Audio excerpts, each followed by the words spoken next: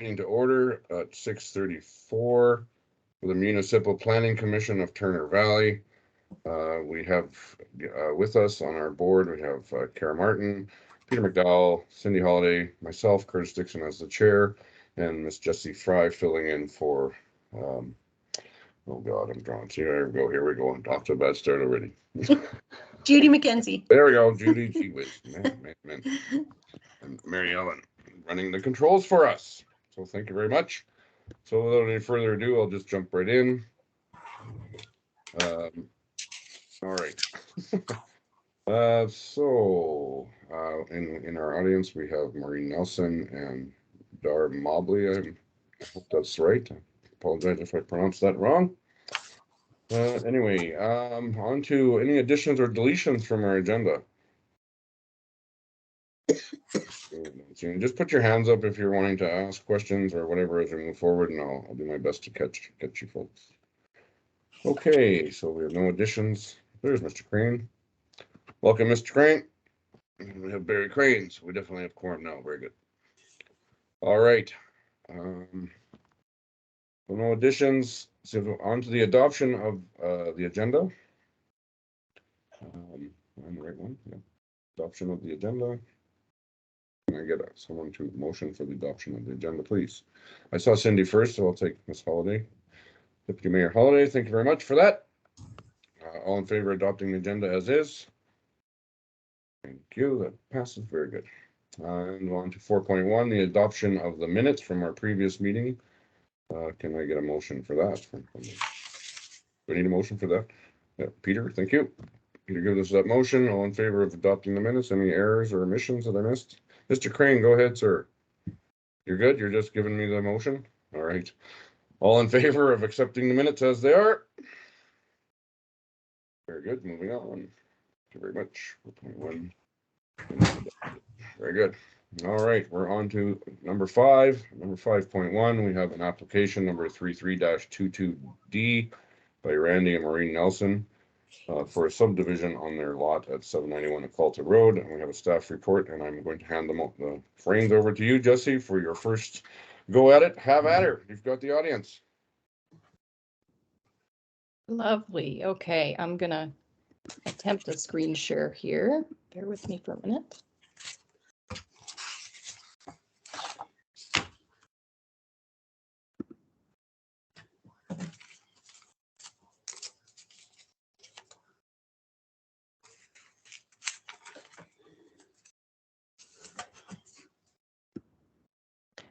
Okay, can someone confirm you're seeing my slide deck there, 791 Oculta Road? Perfect. Looks great. Lovely. So I will keep this quite short and sweet. Come on, buttons. Here we go. So this one is coming back before this group. Just in summary, it's a one parcel out subdivision for 791 Oculta Road. We have the property size there. So currently it's zoned urban reserve. It has a principal residence, an accessory building, and a small barn on it. And the subdivision application really proposed to just create a one parcel out subdivision. So this is kind of the weighty stuff from the report, but essentially it has come back before you because it was flagged for review against the statutory plan in place, which is the Oculta Coupling Flats area redevelopment plan. So essentially that's a statutory plan. Within it has Figure 12, the development concept plan, which shows portions of this property as compact residential and then another portion as environmental reserve.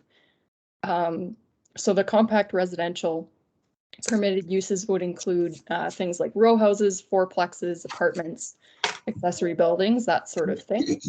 And then the environmental reserve is the land designation intended for essentially hazard lands that present a hazard to development and environmental amenity. So administratively, what happened with this one, the subdivision application was deemed complete on July 6th, which was an administrative error because a subdivision application shouldn't be considered complete if it's not in alignment with the prevailing statutory plan. There was also a subdivision time extension agreement submitted at that time. So, you know, it was assessed by staff. The reason it's back before you, so we as staff have met with the applicant and sort of explained the statutory plans in place and the process that we would recommend. However, since that application was deemed complete, the Subdivision Authority is required under the legislation of the Municipal Government Act to formally render a decision. So as I said, you know, the applicant is aware of what happened here and of what sort of the options for the future may be. She may pursue an application to amend that ARP in the future for council consideration in order to consider the one parcel out subdivision sort of within the existing zoning rather than as it appears under the concept plan that's currently in the ARP. So if that all makes sense, essentially the recommendation on this one, in order to get it done administratively, assist the applicant in just providing good process information about, you know, what her next steps might be. We are recommending that the subdivision application be refused so we can get the paperwork done on that and just provide clarity to everyone involved. Thank you very much. Do we need any comments from the applicant themselves? I know they're in the gallery. Maureen, did you have anything you wanted to add before we move on? I'll ask for questions from the committee. Can you hear me? We can, yes. Oh, good. I turned the picture off. No, I had a good meeting with Jesse and Judy, and I do understand, and we had a good discussion on how the various plans and the MDP and so on and so forth, how they work, and what would need to be done in order to continue the process for Randy and I. And we're seriously looking at doing what the Holidays did, because they were able to get an amendment to the bylaw in place to enable them to subdivide. So, and CAO Sean said December 15th, 21, the meeting, that he had worked for weeks with Cindy, and I hope to work with planning, and we'll just see what we need to do next. So I'll be in touch later, but I thank you for considering, and I thank you for the comments, and for the fact that this has really brought to light that we have a Ocalta coupling plan that needs a lot of work. Let alone the old one is still not rescinded, the one from many, many years ago, but we'll leave that for now. Thank you anyway for your consideration. Very good. Thank you, Maureen. Appreciate your comments. Any comments or questions or anything from the committee? Deputy Mayor Holiday, go ahead. Yeah, I just wanted to check, because this was an administrative error that the application was accepted when it shouldn't have been. Are we refunding the application fee? Yes. I just wanted to verify that. Thank you, Jesse. Anybody else? Seeing nothing further. Cindy took mine. Oh, Sorry, Jamie, I go just ahead. wanted to- Go ahead. Go ahead, Mr. Wilkie. Cindy took mine, and I also just wanted to say sorry for being late. I did join at 6:39 if you need it for the minutes. So. Thank you, Jamie. Yes, I will record that. Thank you. So at this point, do I need a motion then to refuse the subdivision application? Kara will give me that motion. Do you want to read it out, Kara, or you just go ahead to, are you just okay to me do it? I trust you. So we have a motion on the table to refuse the subdivision application 33-22 SD to subdivide 791 Oculta Road. Any discussion before we proceed to a vote? Seeing none, everybody all in favor, all in favor? And that motion is passed. Very good. In favor. Thanks, Jamie. You might have to put your little invisible hand up for me to catch you there. I don't have your video, so. All right, moving back up. And we're on to number 6. 6.1, we have a development permit application number 41-22 or 22D, 41-22D. And Jesse, would you like to speak on this one? Go ahead. Thank you. Here I go again with my, this is a test in screen sharing.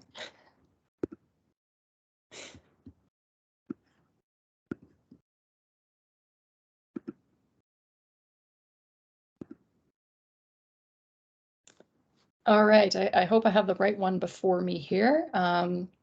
This is the development permit application for 120 Frontenac Avenue. So this is the variance request. It is a R1 residential single detached property with an existing house and detached garage already built. Judy had noted for me that there are some non-compliance issues with the property as it compares to our current land use bylaw in force. So the variance is listed there. There's a site area variance, 9%, width 24%, side yard setbacks have been deemed legal non-conforming through a certificate of compliance that was issued back in 2005. The side yard setback for the garage requires a 13% variance, and the rear yard setback is 17%. So Judy had also noted combined site coverage for the house and garage are higher than the maximum provided for in the land use bylaw.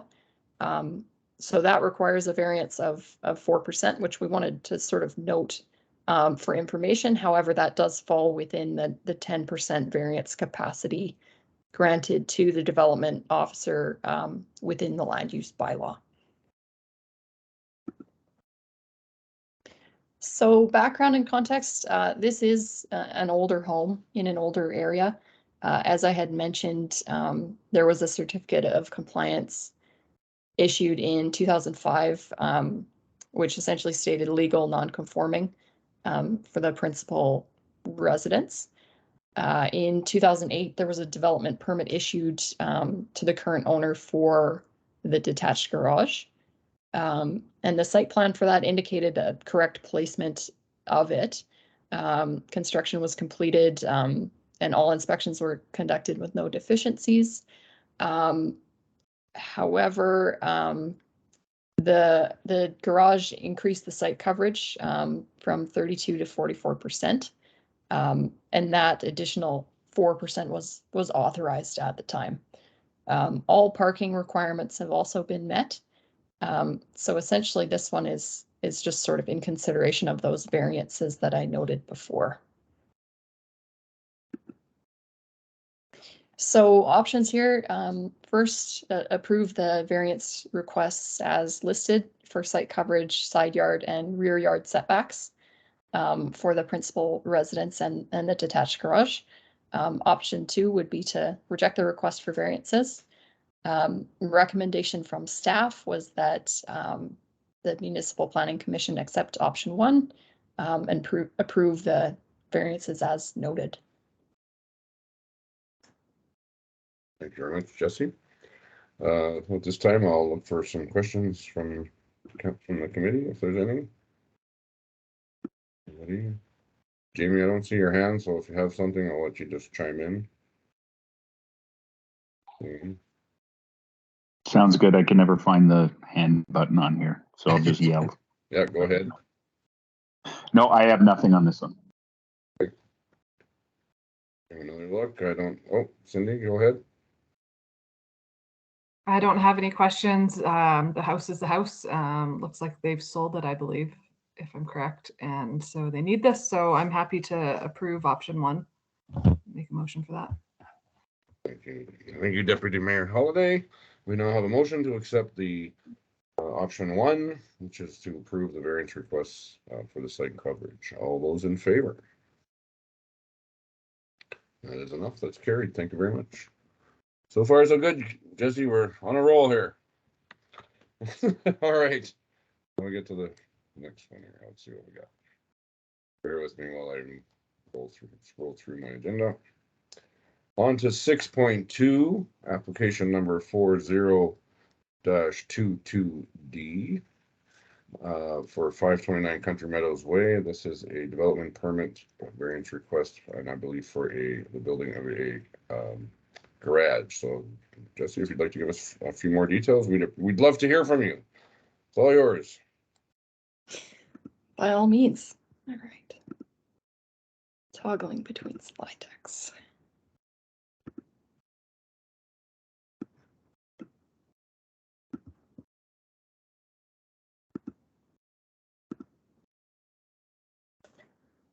Okay, so this is the development permit application for 529 Country Meadows Way.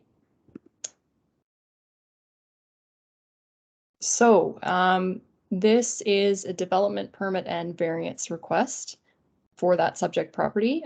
It is also a residential single detached property. It has an existing house, and the development permit application is for construction of a detached garage received early September.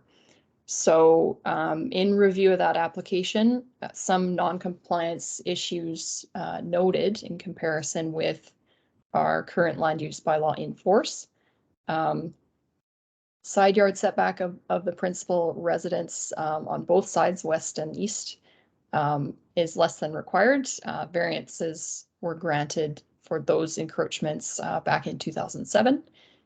The proposed accessory building has a required 1.8 meter setback from the principal residence. It is a small lot, so I understand that the proposal is to cut back the rear deck off the back of the house by a meter in order to facilitate a distance of 1 meter. So that would still require a 0.8 meter variance, or 44%. Also on the rear yard setback, proposed garage would require a 39% variance.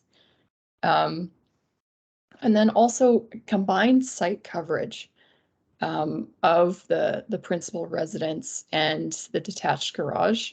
As I mentioned, this is a fairly small lot, so it would be at 51%.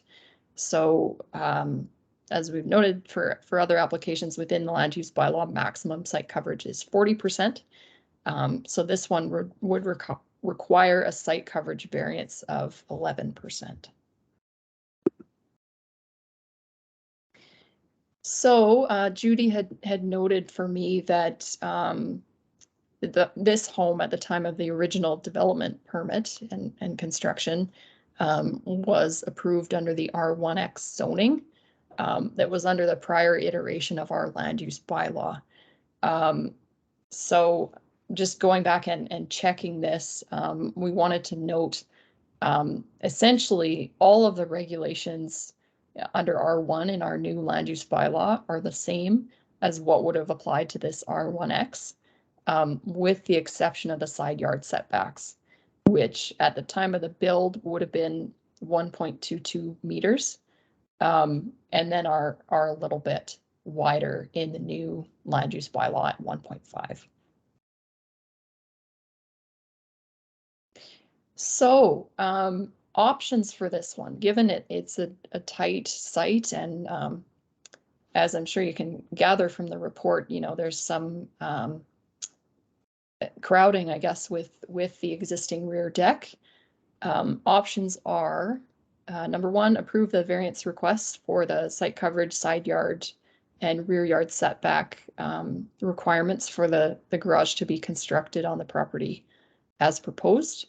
Option two would be approve construction of a smaller accessory building than proposed on the site plan to bring down the lot coverage. Entrance could be off of the east laneway because this home does have 2 laneway frontages, with a building more lengthways on the rear property. Option 3 would just be to reject the request for variances, as noted. So the staff recommendation on this one was that Municipal Planning Commission accept option 2 and approve a slightly smaller detached garage that would likely be more of a single car sizing than that was proposed for the site plan, and that would bring down the site coverage a bit. But that said, it's a decision for MPC. So those are the options that we wanted to put forward. Thank you very much, Jesse. And before I go to the questions, I know Jamie had posted one via email, so I'm gonna let him have the first crack, and then I see Mr. Crane has his hand up. So, Jamie, if you will. Yep. Thanks, Curtis. So my question on this was related to the.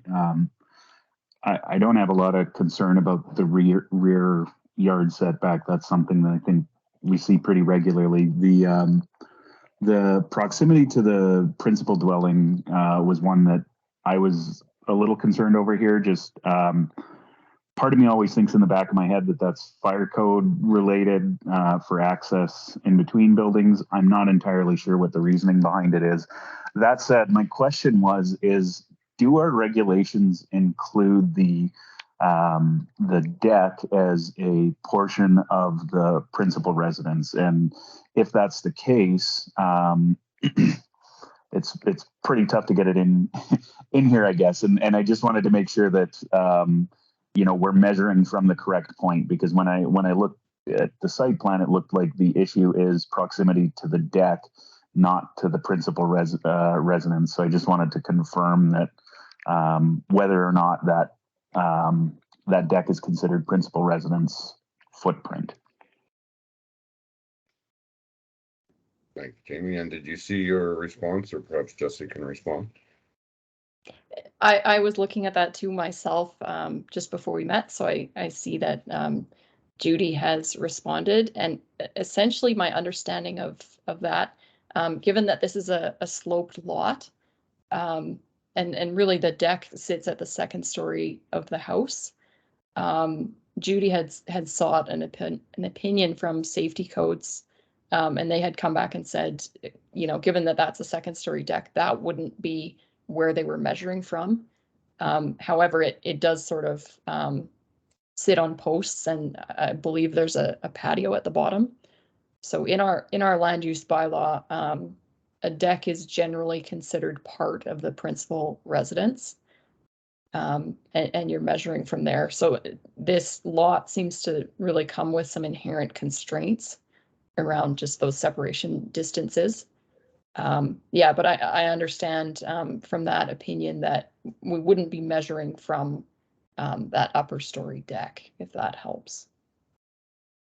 Okay, and just to confirm, that was safety codes doesn't consider that to be too close for safety codes reasons, but for our land use bylaw reasons, it is considered too close. Is that correct?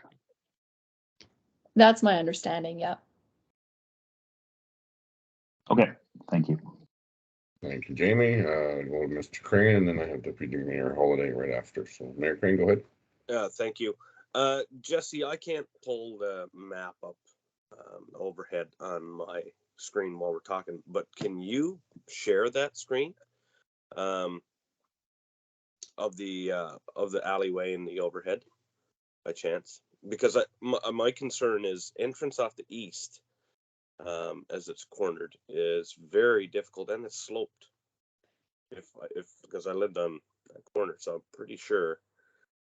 Yeah, so that alley that you see going in is very steep. So having any driveway entrance coming into a garage from the east side, which is where your arrow presently is, would not really, that wouldn't be good. Especially in the winter, we don't pave or we don't clean our alleys in the winter. And traditionally, those types of slopes are paved for a certain degree and they're very slippery.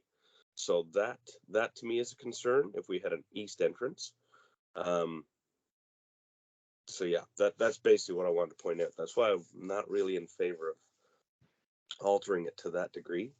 I'm kind of okay with the size, maybe a little bit smaller, be okay, but I'm leaning towards I'm okay with it.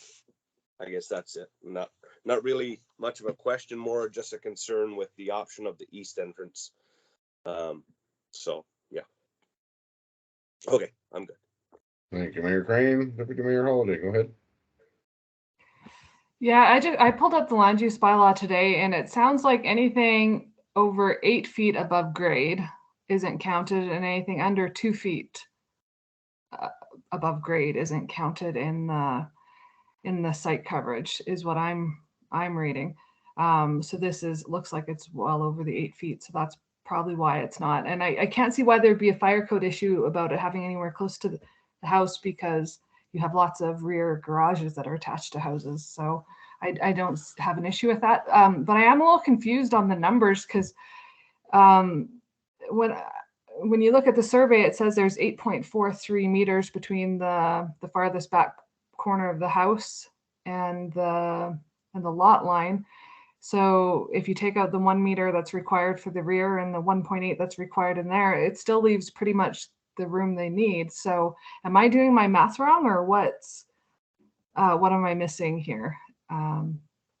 I'd like to see a way to get this approved, because I think we live in Canada, and a double garage, most people have 2 vehicles, is kind of a necessity in my opinion. So I want to figure out a way to get this figured out. Thank you, Cindy. Maybe, Jesse, do you have any response to that at all? Or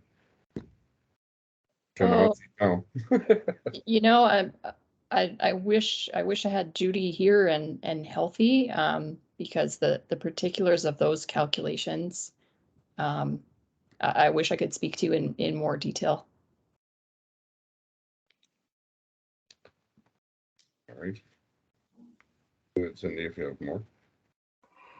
Yeah, that is unfortunate. Yeah, I'm not at all. Yeah, site coverage. I was also wondering, because in the original application to build the house, it said it only had, I think it was like later on the document on the original ones, it said it was only a 33% site coverage or something like that. I think page 77 said that it covered 33.7%. So, and there's no actual, like, there's no survey showing, like, the survey doesn't show what the coverage is. So I don't know what anybody's basing these calculations on. And maybe if the applicant's here, they might be able to speak a little bit more to that as well. If the plan, clarifying, was the plan to have the doors coming off of the north side? Cindy, I see Jamie with his hand up. Go ahead.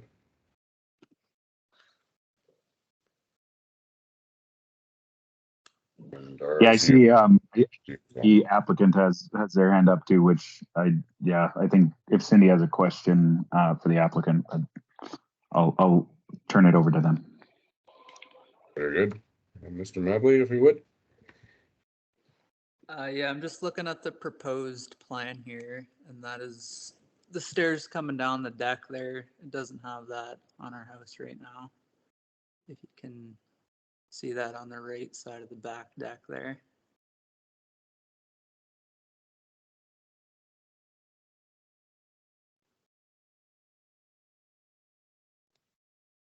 And I'm not sure if there's any other questions you have about that or not.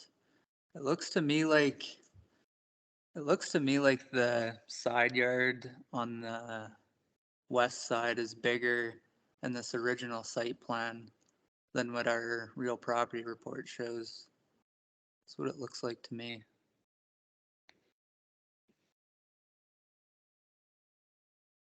Okay, thanks for that. Mr. Crane, go ahead. Yeah, question for the applicant through the chair. Would you have an issue as proposed with an east entrance if we were to go ahead with option 2? Have you thought about that and discussed that with our planners about the things that would make you happy with this application? As I mentioned earlier, I have a little concern with the slope there. Have you thought about that? And what is your feeling on if we did go with option 2 for the east entrance? Thank you. Yeah, I wasn't a big fan of the east entrance just because, as you can see from this site plan, that it definitely pretty much cuts our backyard in half. Whereas if we had the north entrance, we would still have access to approximately half of our backyard. And also the slope on the alleyway is not good. And with the way the yard gets kind of cut off there in the corner with the alley, that kind of makes it a lot harder to make a garage that would fit in that part of the yard, just because we're losing that Green space. triangle there. Yeah. Yeah. Okay, thank you. Mr. Wilkie, I see your hand up again. Do you have some more? Yeah. Oops, sorry. Yeah, I'm trying to clarify. So the approval, I guess option 1 conditions, I just wanted to confirm with the applicant that, so your current plan would leave 1 meter of space between the deck and the garage. Is that correct? And I also just noticed that the original RPR that we saw, the old RPR where it has the proposed garage drawn in there, I can see that the difference between the 2 RPRs, they've clearly added additional deck. The deck is larger in the as-built RPR, I would say. So I think that's part of what's causing the issue. I would like to see a little separation between the house and the garage. And I mean, I think I'm okay with a meter, but just wanted to confirm that was the intent. Yeah, that was the intent, to have 1 meter between the rear deck and the garage, proposed garage. Okay, thank you. Not from the house, from the deck. Okay. Great. Thank you, everyone. Anything further? Right in deep thought. At this point, I'll go ahead and consolidate. Go ahead. Yeah, where is it, and maybe I've just missed it, where is the measurement from where the proposed garage is going to be from the actual house, the foundation of the house? Not from the deck, because the deck doesn't count for site coverage, or whether he takes it down or puts it up is not really for us to deal with. But what's the actual measurement? I can go check. Yeah, just give us a second here. We'll go measure it. But yeah.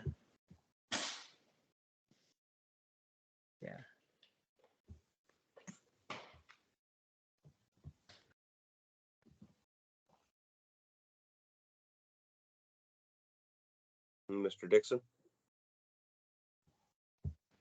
Barry, go ahead. Just while we're waiting for them to do that, Jesse, I'd just like to say thank you for scrolling through these pictures for us as we talk about it, going back and forth and showing us different views and different pages. That is so helpful. That is actually me, Mr. Crane, but it's you? Yes. I would love to take credit for that, but yes, thank you.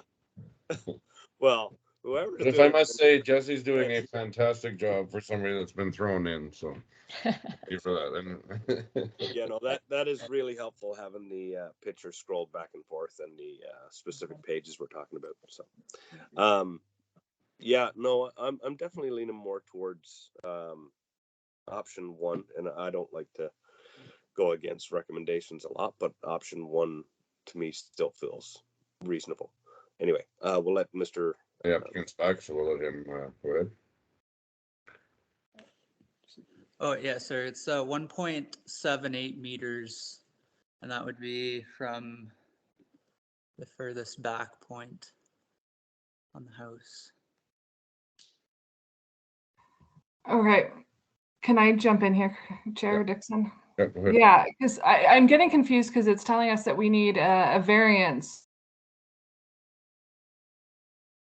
Yeah.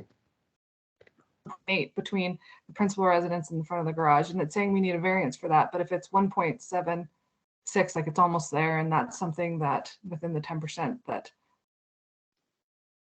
I thought planning had the ability to do. So I'm confused on some of these calculations. And is the garage, is it the 5.74 or the 6.1 going north-south? 6.71. Oh, 6.1, I think was what it was. Sorry, that's Which is the length, which is the width. the length is 6.71. If you're looking at the proposed screen that's up right now, though, that's not the proposal. Yeah, no, I'm looking at page 65. It says 5.74 meters times 6.1 meters. Yeah, So you're saying it should be width first. so width is 5.74, that's east-west. So 6.1 meters is what you're. Yeah, that's north-south. Sorry, folks. I'm just wondering if, like, why we're even, yeah. Because the way I thought it's the 8.43, then you need to take the 1.8 out between the house and the garage, and then you have the 6.1. So yeah, you'd have a 0.53 backyard. So I get it now. All right, thank you. So you would still need a variance on the backyard property line. Yeah. All right. And I also thought when we had the proposal that I didn't know that if your deck is over 8 feet, it doesn't count as your. That's what I'm reading in the land use bylaw page. Jesse can confirm page 13 on site coverage. There's a coverage of site definition, Okay. and it includes projections less than 8 feet above finished grade, like decks and balconies. But if you're higher than 8 feet, because it's a second story deck, which you should be, it shouldn't count in your coverage. So I don't know if these calculations were based on including it or not. They were based on including it, yes. Including the deck as, okay. So the essence is, like I said before, it's reasonable to, this is not a huge garage. This is a very small double garage, which I think it's reasonable to ask for, right? So I'd be happy to go with option one. I'm not 100% certain that the numbers are totally correct on the exact variances you need. So I don't know how to proceed, Jesse, on that, because the variances that we're giving, if it was calculated using the deck and it's not supposed to, it changes the variances that we're approving. Yeah, so you're saying that if we're not calculating the deck as part of our site coverage, then the variance would be less. But to come out with to make sure that we have the right numbers would take some time. And kind of unfair to put Jessie on the spot when she hasn't worked on this yet. Can we approve it on condition that the measurements are correct, and if they are incorrect? Yeah, but yeah, if we know that the garage is 5.74 meters times 6.1 meters, if that part is correct, then then I guess it's okay. And we are giving the variance on the back rear property line. And site coverage. Yeah, I guess it's, One of the conditions of the motion would be that those. yeah, the site coverage gets corrected to in the application to make sure that it's not including the deck. Okay. I don't know how to exactly word it. Could we make a motion that could we make, I guess, motion one, right? Subject to confirmation of site coverage and setback requirements with respect to the rear deck? Like, would something like that work? Does that give us approval? Yeah, I just don't want to have to wait another month to get approval for this if they want to get going in construction. Yeah, but that's what I'm thinking. Like, yeah, if it's subject to that, then the only condition is that those are confirmed, right? Yeah, for sure. I guess it's just up to the MPC. Are you okay with a small double garage on a lot like this? Right. That's, I mean, the high level question on this. My understanding there's double car garages on majority of the properties on that street as well, correct? Mm-hmm. Yes, correct. Yeah. Okay, Mr. Crane, go ahead, and then Ms. Martin, I'll have you right after. Okay, yeah, I'm totally fine with a double on this size lot. It's hard enough to make do with some of the lots we have. So any usable space is a good space. So I'm good with it, and I'm good with approving the variances as we discussed. Kara? Good. I'm just curious to confirm, are we saying that the lot or the coverage is 41% or 33? Which number are we going with here to approve? Because there's two different. We don't That's know. what's subject to confirmation. Yeah. Oh, that's included in the confirmation, not just the deck setback. Okay. Thank you. Any further comments, questions? Yeah, just to clarify before I do the meeting minutes, can we add another condition to any of the other conditions for approving this? Just to say that the confirmation of 33, not 44, 41, would that work? Yeah. Do you have Yeah, some checklist maybe? I guess we're probably best to give the variances as confirmed or as presented, but to say that, I guess, change it to they can be up to that. Okay. But must be confirmed, because I don't think we need the deck getting or the garage getting any bigger than it is just because we figure out site coverage changes. Like, I'm trying to get it approved for the size that it's currently being asked for, but just that the numbers get corrected. Okay. I'm sorry, that probably just didn't clarify anything. Well, no, not my really, brain's but fried. I'm just trying to figure out how I'm going to write the meeting minutes in this proposed or into the minutes. So I'm just wondering if it's an added condition to confirm the measurements, or should we just say? If I may, I'm not Yes, a please. development officer, Go but ahead. I wonder if it would serve the purposes of the group to say, that the proposed accessory building and the submitted dimensions be approved, with conditions, setback variances and site coverage, enabling the size as proposed. Okay. That's Is that great. too vague? That's Thank a you. great motion. I Yes. like it, Jesse. Yeah, me too. Yeah, so Thank you. just approve it based on the size as proposed with the setbacks and site coverage to be confirmed. Perfect. Is that your Awesome. is that your motion, Deputy Holiday? Thank you. Motion. Yeah, it's what Jesse said. That's my motion. All right, any discussion on the motion? All those in favor of approving the motion? In favor. And we have unanimous, so that's carried. Very good, thank you very much. All righty.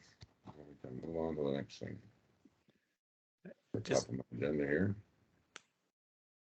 Oh, go ahead, Mr. Melby, go ahead. Yeah, we just wanted to say thanks and thanks for your time. Thanks for attending. We appreciate your time as well. All right, moving on. So that's everything for development permit applications. So moving on to 7, under further business, we have a fencing update. Jesse, can you give us a fencing update?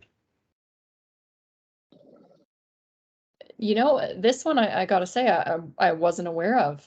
Was Okay. it a carryover item from the last meeting? It was, and We perhaps did discuss that one, yeah. one of our council members may be able to give us something, or I can. Ms. Holiday, go ahead. Yeah, this would have just been an update, which if you're not prepared for, there was no information given. So I think we can pass it. But I was wondering if they had any more updates from Okotoks. If anybody had heard anything on Okotoks' pilot project that they'd been doing. Has there been any changes, Peter, specifically? Nope. Pilot project was approved by council to continue for another year, and then and then come back with recommendations to approve fence heights and setbacks. I think next year. All right, so we're not going to hear anything back for quite a while. Okay. Yeah, I'd say let's just move this to the next meeting agenda. Okay, very good. I'll give you a motion for that.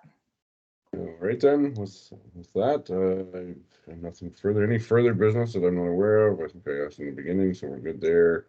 Confidential closed meeting, we have nothing under that. I therefore will adjourn this meeting at 7:21. Thank you everybody for attending, virtually yet again. So Yes, thanks, everybody. is everybody sick at the office? Is that what's happening, or what's going on? We've had a fair amount of sickness, and those that aren't, we're being a bit cautious trying to prevent it. But yeah, it's been kind of a tough couple of weeks. It's been moving around. I know I've heard a few different people have contracted it or whatever. So I was dead all of yesterday. Like, oh, totally. So today I feel like $1 million compared to what I was yesterday. Oh no. Yeah, so I brought that all the way to Labrador. You're still out east, Mr. Crane. Yeah, so I'll be back on Wednesday. Can you give us a report on how things are there since we're adjourned? You know what? Labrador is good. Really, it's only the areas that really got smashed for Cape Breton and southern tip of Newfoundland. They just absolutely got decimated. It's as bad as you see on the news, like houses just washed out. So people were really lucky. Some of the stories I'm hearing of people, basically the waves hitting their front window